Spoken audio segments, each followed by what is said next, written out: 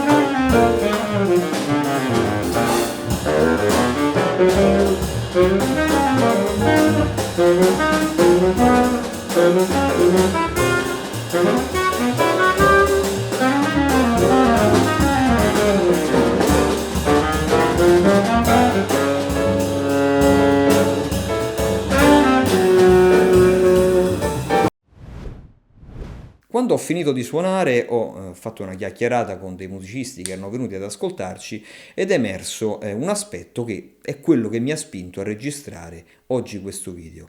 Ossia, mi hanno chiesto come fai a plasmare così il suono, ad andare da un suono più spigoloso ad un suono più morbido, come fai a curare le dinamiche e soprattutto sono piaciute molto le mie ballad. Questo ovviamente mi fa piacere anche perché al di là delle esecuzioni sono brani che ho scritto io. Comunque, al di là di questo, in realtà forse non è un caso, nel senso che io praticamente ho iniziato a suonare il sax proprio perché volevo suonare delle ballad. Ho iniziato ascoltando Dexter Gordon, Coleman Hawkins, questi sassofonisti, ma anche i sassofonisti che ho visto dal vivo come Joshua Redman. Sono tutti sassofonisti che sono fantastici nel suonare le ballads. Secondo me, tra l'altro, uno strumento come il sax è uno strumento dove nelle ballad riesce proprio a cantare, cioè quello che dobbiamo fare nelle ballad non è tanto cercare di suonare le note giuste del tema, ma cercare di tirar fuori tutte le possibilità espressive che ha il nostro strumento, che è una cosa secondo me molto importante per sviluppare il suono in generale, cioè questo studio sul suono poi ce lo ritroviamo anche quando suoniamo altro. La ballad è semplicemente qualcosa dove il suono è molto più in primo piano, siamo molto più nudi nel suonare le ballad, nel senso che il suono è proprio la prima cosa che viene percepita. Per farvi capire, secondo me, se suoniamo un tema intricato, non so, Donna Lady Parker, per farvi un esempio, se lo suoniamo in un modo anche un po' scolastico, però siamo precisi nel suonare tutte le note, siamo, diciamo così, all'80% della resa finale, perché è già difficile suonare bene tutte quelle note. Mentre nella ballad, se abbiamo un tema semplice e suoniamo le note giuste, ma non curiamo la dinamica, non curiamo il suono, non curiamo il vibrato, l'espressività, siamo praticamente ad un 10%. Come studio le ballad da un punto di vista del suono dello strumento. Per fare questo ho deciso di trattare una ballad che forse, anzi, no, direi senza dubbio, è una delle più celebri, una ballad che chiunque conosce, Body and Soul. Se suono il tema in modo piatto, senza inserire nessuna dinamica, senza inserire nessun vibrato, nel modo più meccanico e scolastico possibile, sentirete quanto non funziona.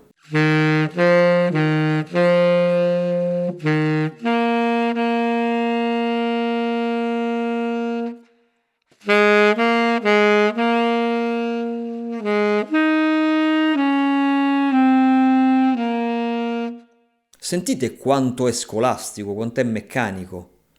Nella ballad è proprio palese. È chiaro che se suono anche un altro brano in modo scolastico è meno bello piuttosto che suonato in modo espressivo, però nelle ballads l'espressione è quasi tutto. Cioè il tema è importante, ma è importante riuscire a far cantare lo strumento. Quindi provo ad utilizzare diversi elementi che posso inserire nel tema, per esempio un crescendo.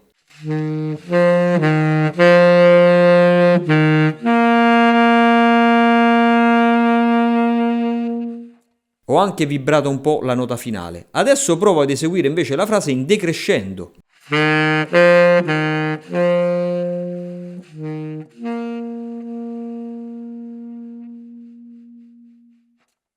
Posso anche inserire degli abbellimenti.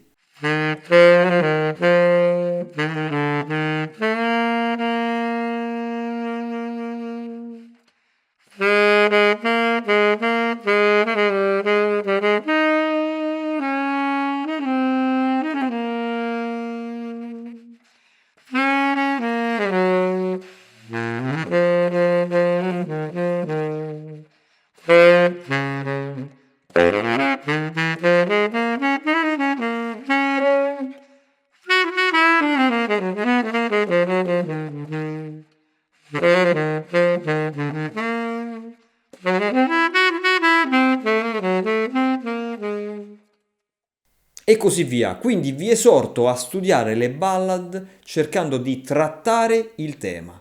Chiaramente all'inizio imparate il tema in modo semplice, dopodiché io vi consiglio di ascoltare diverse versioni del brano.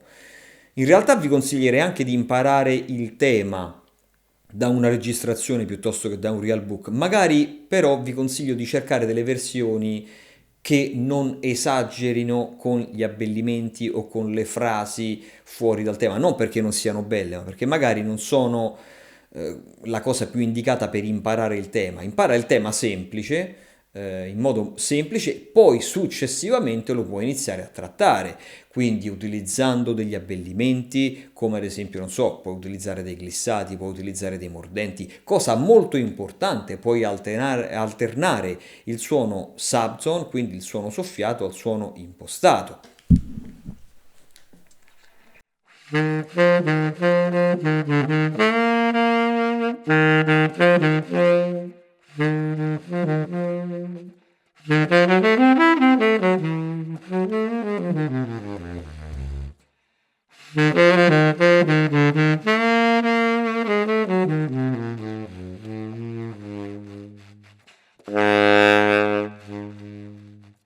Saper utilizzare bene il subtone secondo me è fondamentale per suonare bene le ballads. Ascoltate i sassofonisti chiave del genere. Dexter Gordon, uno dei più forti, a parte uno dei sassofonisti chiaramente più incredibili di tutti i tempi, ma nel suo modo di suonare le ballads è veramente incredibile. Lui, chiaramente Lester Young, Ben Webster, ma anche musicisti più recenti, anche Joshua Redman, ce ne sono molti di musicisti, quindi trovate un musicista, può anche essere un discorso personale, trovate un musicista che eh, apprezzate tantissimo nel modo di suonare le ballad e cercate di imitarlo. Cercate di tirar fuori tutta l'espressività possibile dal vostro strumento, che sono tutte cose che molti altri strumenti non possono fare. Proviamo a pensare, ad esempio, modulare il suono tra un suono impostato e un suono subtone, un pianista non può farlo. Vibrare con varie intensità, vibrato più rapido, vibrato più lento, vibrato più ampio o meno ampio, un pianista non può farlo. Queste sono tutte qualità che ci accomunano ai cantanti, quindi dobbiamo cercare di far cantare lo strumento suonando delle ballads. Sicuramente più difficile a farsi che a dirsi. Se ti piacciono i miei video puoi chiaramente iscriverti al canale, mi dai una mano, a te non costa nulla, puoi lasciare un commento, puoi chiedermi quello che vuoi nei commenti. Ci vediamo al prossimo video. Ciao!